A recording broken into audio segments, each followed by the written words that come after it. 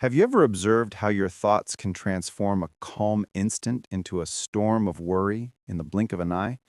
Initially, everything appears fine, and the next, you're engulfed in mental spirals about what could possibly fail in the days, weeks, or months ahead. What if you discovered there's a specific thought pattern that can stop anxious thinking for good? An idea so transformative that it can bring you back to peace in an instant, no matter how all consuming your fears feel in this instant. Keep watching, because the information I'm going to reveal could shift dramatically about the manner in which you navigate life, specifically if you've reached 60 years and believe anxious thoughts have evolved into your persistent presence. According to gathered scientific investigations undertaken by universities across the globe and health education resources freely distributed by recognized authorities, this presentation was designed to deliver the latest insights, specially crafted for individuals past 60. And before moving forward, if you experience apprehensive mental patterns, rapid-fire concerns, or that constant feeling of unease in your chest, help me out right this instant. Select the subscribe feature and turn on notifications, because this content hub is pledged to bringing you practical wisdom that legitimately works when you need it, instead of only hypothetical notions that appears useful but offers nothing when you're staring at the ceiling at the middle of the night. Allow me to inquire about something. When did you last experience a time you felt legitimately serene, not distracted, not disconnected, but genuinely at peace? For countless people, particularly as we age, it feels as though serenity is something from bygone days, something we knew before burdens multiplied, before we began fretting about medical concerns, monetary stability, familial challenges, and the weight of regrets about roads not taken. Anxious thoughts become perpetual background chatter, this constant companion muttering potential disasters and doomsday outcomes. But here's the truth that clinical psychologists and mindfulness experts have validated over years of research. Apprehension cannot remain in this instant. Read that again. Apprehension evaporates in genuine now. It's fundamentally impossible. Anxious thoughts are consistently about something that has not occurred yet or previous experiences. It inhabits totally in the cognitive territory of what was and what might be, never in the immediate here and now. Reflect on this reality. When worry takes hold, what's the real source of your concern? You're worried about a doctor's appointment next week, an exchange you're anticipating, an invoice that needs settling, or you're replaying something from your past, a blunder you committed, phrases you wish you'd never spoken, opportunities you missed. But in this present second, in this precise moment as you're engaging with this text, is everything fine? Not tomorrow, not in the coming hour, but presently. Your heartbeat persists, air enters your lungs, vitality fills you presently. And in this present reality, without the narratives about yesterday and tomorrow, there's actually nothing wrong. This stands as the one concept that concludes anxiety indefinitely. I occupy this present moment. 3 elementary statements. My awareness is here now. Not I shall be elsewhere later. Not I was there before. I exist presently. This exceeds basic positive psychology or a simple uplifting statement to write in a journal. This is a fundamental truth about the nature of anxiety and the potency of now consciousness. When you orient your undivided focus to this living second, when you truly ground yourself in the current instant, nervous energy dissipates because it discovers no support structure. It's akin to fearing a specter once everything brightens. The ghost simply ceases to exist. Let me relate a narrative about an individual named Margaret, someone whose journey I discovered from a meditation facility that serves older adults. At 72, Margaret had and experienced chronic worry for almost her entire adulthood. Following her spouse's death, her apprehension increased dramatically. She perpetually fretted about her physical well-being, about imposing on her family, about exhausting her resources, about passing away without company. She would begin every morning with her chest tight, her mental state already accelerating through every conceivable difficulty that day. She attempted medication regimens, she pursued psychological treatment, she tried maintaining activity, but no approach offered permanent comfort. One particular day, during a particularly bad anxiety attack, her daughter spoke simple words. "Mother, regard me at this moment. In this moment, is everything fine? Not tomorrow, not in the coming hour, but presently." Margaret halted, gazed at her child, filled her lungs, and recognized that in that specific second, she was genuinely all right. No crisis was occurring in that instant.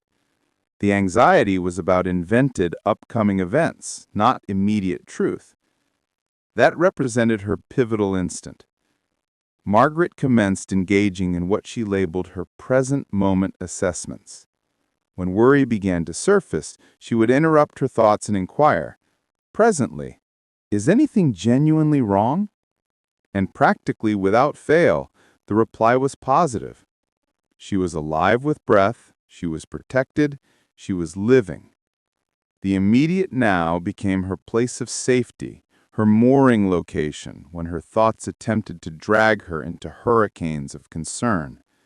Through the weeks and months, the anxious episodes evolved to be less common, gentler, because she learned to catch herself before descending into hypothetical scenarios. She came to know that she had an option: live in her fearful thoughts about what might come, or inhabit the serene present of the present. This embodies what investigations into contemplative practice and now consciousness research has demonstrated. Scholarly research from institutions such as Harvard's Medical Research Center and the Massachusetts Academic Institution have shown that contemplative disciplines, which are essentially disciplines of current moment focus, can dramatically lessen anxiety and stress. Research has shown that when individuals condition themselves to keep their focus on now, their neural structure shifts. The Anxiety Processing Center, the neurological section responsible for fear and anxiety responses, evolves to be calmer. During this process, sections linked to mental focus and emotional stability increase in strength. In simpler terms, existing in the immediate moment transcends mere psychological technique. It's truly modifying your cerebral structure to be less anxious and more peaceful. But here's where many people get stuck. They suppose being present means you cannot contemplate future needs or gain insights from history. That's not the intention. Of course, you need to plan, to arrange, to recall past teachings. What makes this different is whether you're pondering tomorrow from a grounded position or from a standpoint of nervous energy. When you're stable in the here and now, you can examine upcoming issues with clear thinking and engage productively. When you're lost in anxiety, you're merely circling in thought spirals that produce no useful results. A substantial contrast appears between constructive preparation and worried rumination. Preparation asks, what moves can I make currently to set things up for later?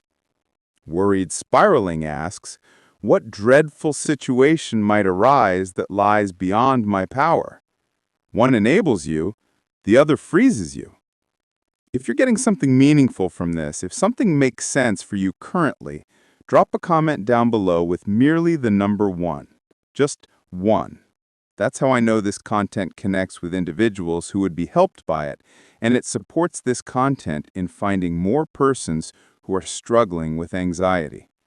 And if you haven't hit subscribe, please take that step now, because we're creating a group of people who are choosing calm over chaos, current moment focus over anxious thoughts, and I want you to be part of that.